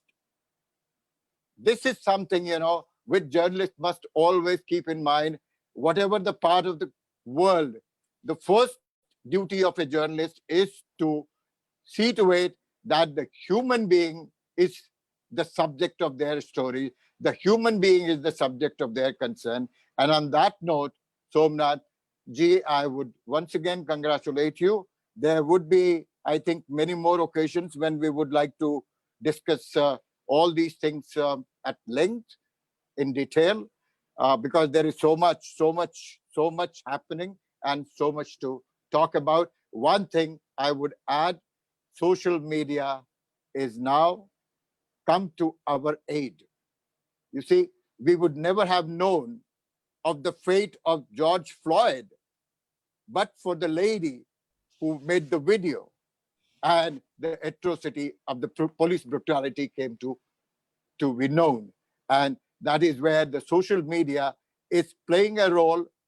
Of course, sometimes it spreads rumors, but we have to, distinguish between the real substance and the refuse. So take up what is good, take up what is real, and go forward with that. And thank you so much for having me. And everybody have a wonderful time. Stay safe, stay blessed. Thank you so much. Thank you, Salujaji, for your sharing your ideas, opinions, experiences in this global forum. We have now 10 more minutes. I have 3 questions here that needs to be addressed. First question I just received from Lava Timin Sena. I believe he's from Nepal, to one of the attorney at law. Let me ask Soma Sahid. In terms of law and order, how does a government should be policing pandemic? Well, firstly, there are quite a few mistakes made within the USA in the beginning of the pandemic. We had information as early as December that an infection was occurring in China and people were dying and being hospitalized. We had a 90-day before it spread in the USA to take a federal guidelines that could be implemented by the states very widely. So there was a lack of leadership at the federal level, which did not surprise personally myself, but it was a really heartbreaking to see it. Then I live in New York. I know people who personally passed away from this disease. And even within New York, our state government and city government in New York City were not in sync to what to do. And they did not want to move too fast. Fortunately, we lost almost close to 30,000 people within New York City. And nationally, we're reaching close to 110,000. And globally, almost 500,000. So we are in control now because of what the social distancing has been implemented. We didn't have masks. So government should be thinking about this, because there are three types of warfares that's been discussed for the last 20 years by scientists. Is biological warfares, nuclear warfares, and this infectious disease. So it was so unfortunate and it's so sad that our government was not ready. But what is also unfortunate now that the COVID-19 is increasing in Bangladesh, India, Africa, and in South Americas and the Caribbean and the Middle East. While the USA, European countries, Australia, New Zealand, Canada are seeing a decrease, it's increasing in other countries that are highly densely populated, who do not have enough doctors or medications or clean water. And where Mr. Vincent Lyn talked about refugees and camps, they're in danger if it spreads there.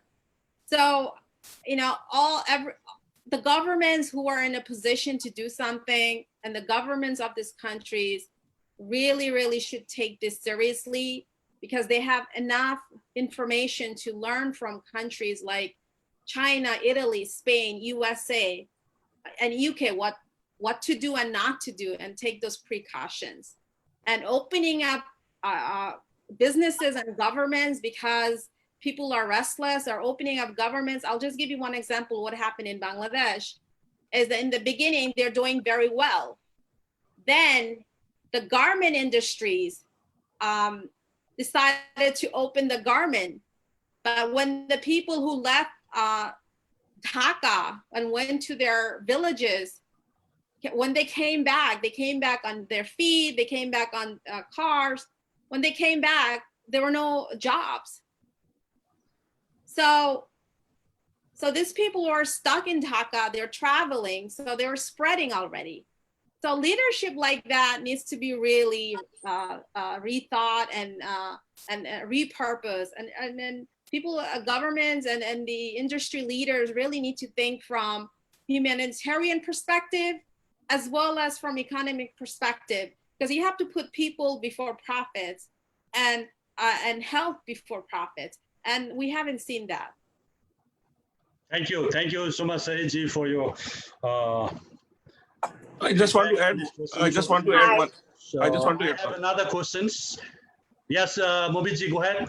I just want to add one more question. The thinkers and the journalists should also look for what happened in the United States, because if see the numbers, the most were effective, or their disease is from a minority and poor areas. So there is something to look on. All right, thank you. So again, I have a question from Nepal. Please don't mention my name. So question goes to Bharati Silwal-Giri, the gender specialist. Right now, Nepal is facing the COVID crisis, increasing the numbers day by day. And on top of that, we have a discrimination issues, as we all know, going on in Rukum incident. So how do you relate these two incidents, and what is your suggestions for the government of Nepal? Unmute, please. Thank you to whoever that was for this very important question. As we all know, discrimination in Nepal persists on the basis of gender, class, caste, ethnic origin, sexual orientation, gender identity, and religion. Now, what is happening here in Nepal is actually the government is ill prepared, as I would suspect like any other country in the world, but particularly in Nepal, the government has imposed the lockdown, which has brought about some grave consequences, particularly on the poor, the wage workers, and particularly the women, because their unpaid work, which they do in the house, and the care work, which upholds the economy, has almost tripled. And they are facing violence, and they have to tolerate domestic violence because NGOs have shut down owing to their weak capacity to respond to the COVID-19 pandemic. And the government, what it has done is it has imposed a lockdown. It is providing relief measures on a blanket basis. So it is not really looking at those populations which are the most impacted. And on top of that, it is asking for documents when people go to receive, receive these relief packages, they are asked to provide identity cards. Now, almost 1.6 million people in Nepal do not have citizenship cards because of the policy of the government, which is basically targeted at, because of its fear that India might overtake Nepal. And I don't know what that fear is based on. It is purely psychological. So all of these poor populations, the marginalized, those and the minorities are exempted from even these relief measures, right? That is one. Now, as to your second question on what recently happened in Nepal, the murder and the killings of those belonging to the lower castes, which is again upheld by our religion, by the Hindu religion, which considers Dalits as untouchables, including women. When they're menstruating, mind you, they become untouchables. And without menstruating, how will the next generation be produced or generated? And this is all again based on the patriarchal and feudalistic values and norms. So what has happened is the government, which is again very much Brahmin, all the leaders of the political parties belong to the higher castes. They have no understanding what it means to be excluded, what it means to be marginalized. And therefore, although there is a very strong law on against discrimination, against caste discrimination, our religious, cultural, and social norms, exempt caste discrimination. And therefore, discrimination based on caste, based on gender, based on minorities continue unabated. My message to the government is that instead of consolidating its power and pelf, even at this time of Corona, even at this time of the COVID-19 pandemic, and living in an ivory tower, should actually listen to the voices of the people. And that is where the role of the media and the role of the human rights defenders come in, because very often the role of journalists and the role of the human rights defenders overlap. And also indigenous groups, the Dalits, those fighting for, or those belonging to interest groups, all their roles and functions overlap. And therefore, it is so important that there is solidarity among us, among the women particularly. And even when I talk of women, it is not just any women, but those women who are gender sensitive and bold enough. They don't have to be legislators, they don't have to be leaders, but common, ordinary women, ordinary men who call themselves feminists, who fight for the underdog, have to be united and let the government know that it is not doing the right thing by not preparing for the COVID-19 pandemic and by not looking after the interests of the most poor, of the most marginalized, because what is happening now, as elsewhere in the world, gender inequality is becoming more entrenched. Thank you. Thank you for your advices, your sharing your views on this question. And I have two more questions to end up this forum today. Next question goes to Anu Thapa by T. Kharka. You set an example in the US among the Nepali journalists with your struggles that you overcame in the critical situation that we all face in the US lifestyle. How do you manage to overcome this critical and other obstacles to be a role model in Nepali journalists in the US? Thank you, Somnath, for this.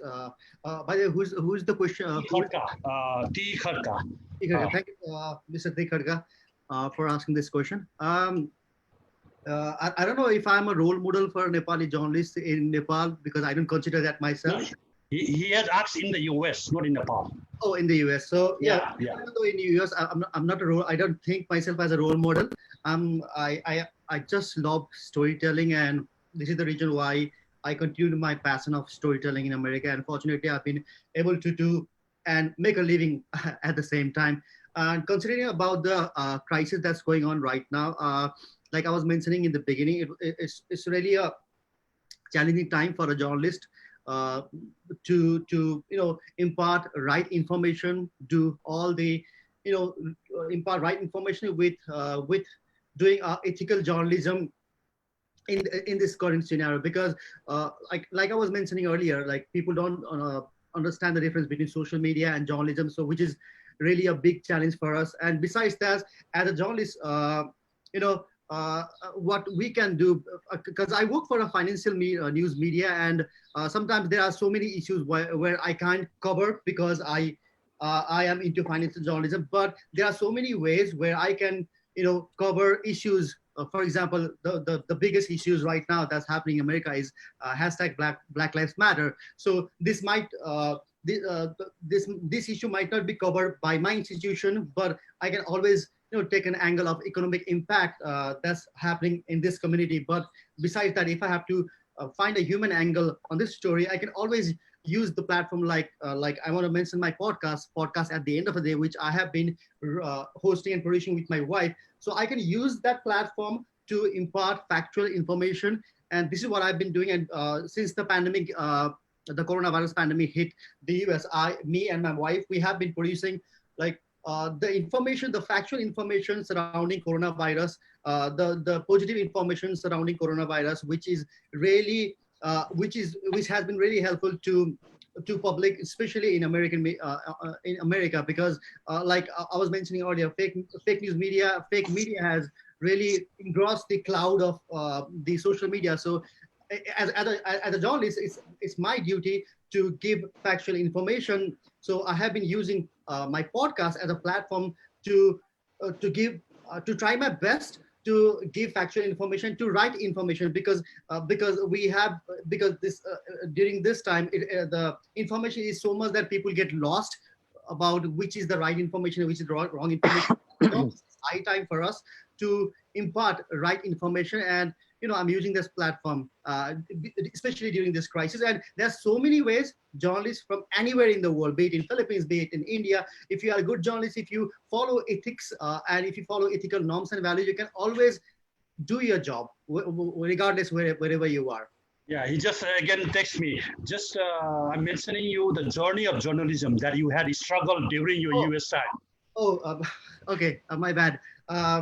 So I wasn't confused. I was not clear about the question. So regarding my journey of journalism in America, yeah, I'll try to make as brief as possible, respecting everyone's time. I was a journalist in Nepal for more than 7 and 8 years, and I've been on TV as a news anchor. And then I came to America to be a journalist because that's the only thing I knew. Storytelling.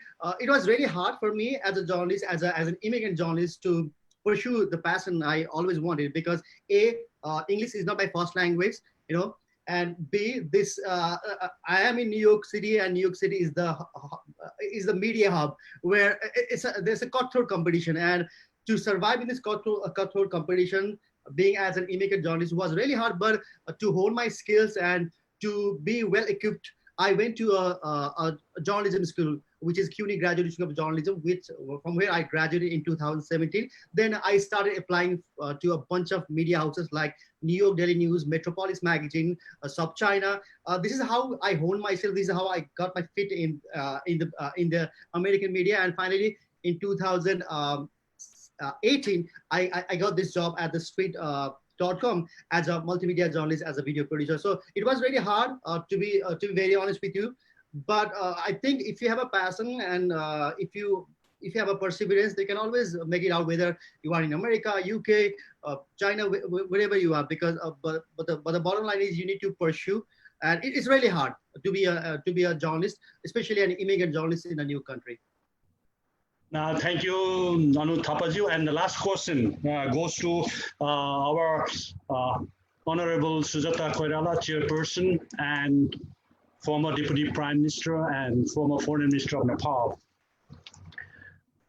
What is your suggestions? These questions by, let me see the name. Where did it go again?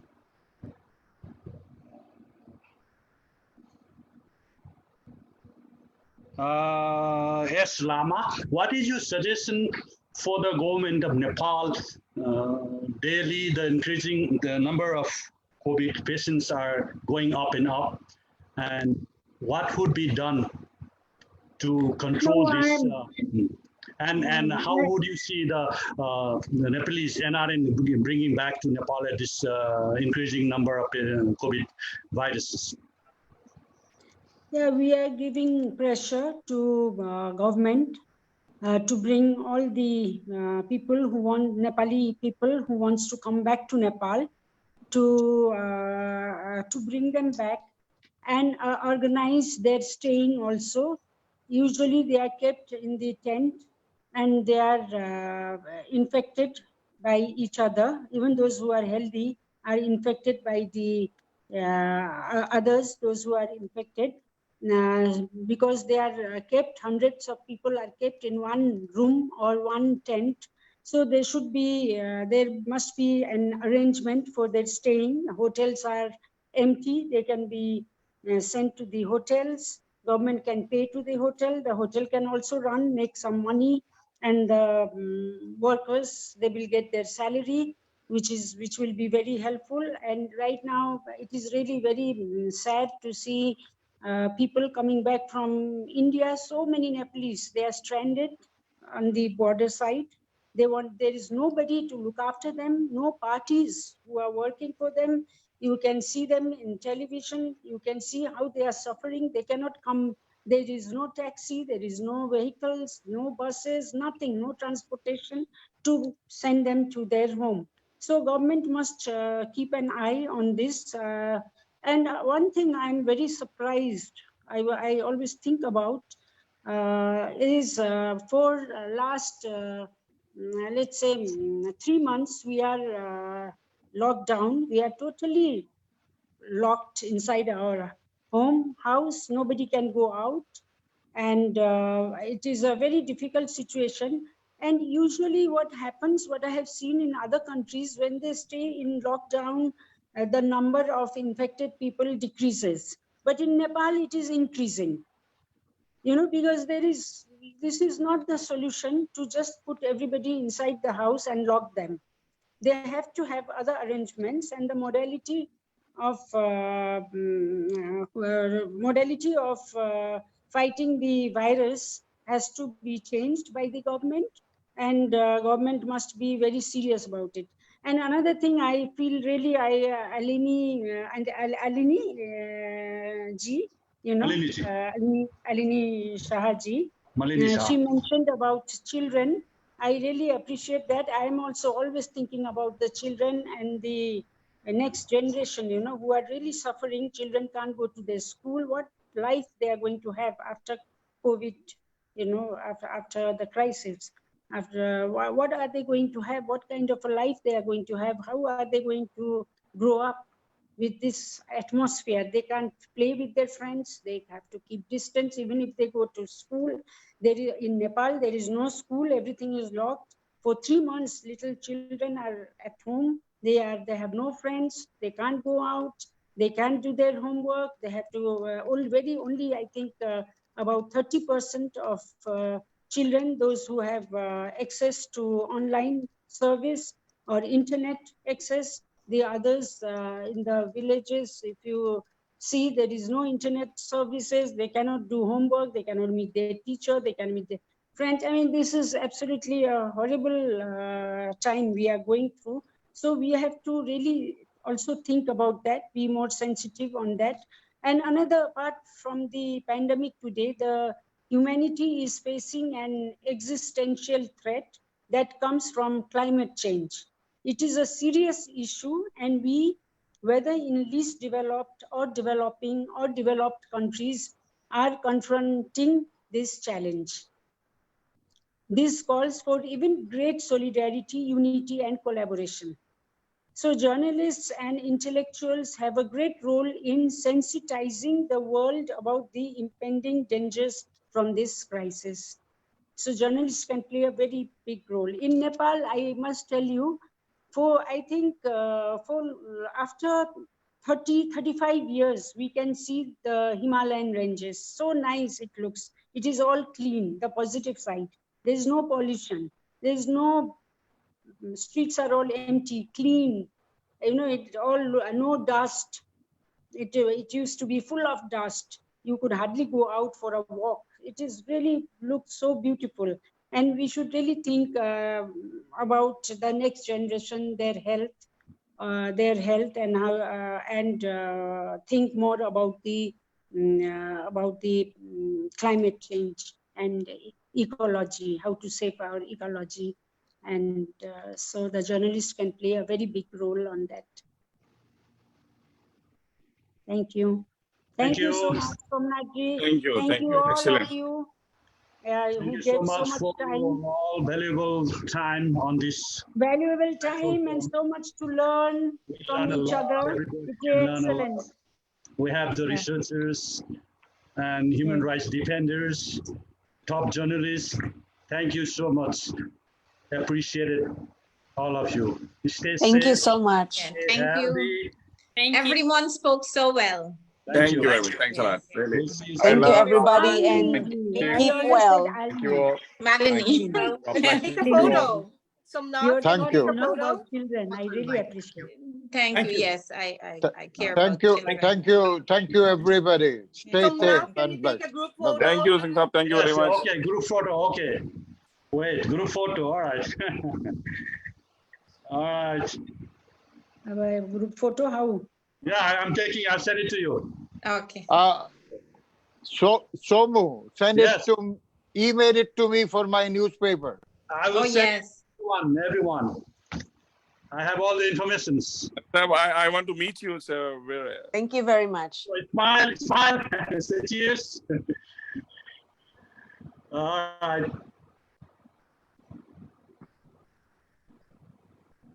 Nice. All right, that's it. Thank you. Thank you again. Thank you, everyone. Thank you. Bye. Bye, Malini. Thank you. Thank Bye-bye. you. Well. Thank you. Nice meeting you all. Nice meeting you all. Thank you.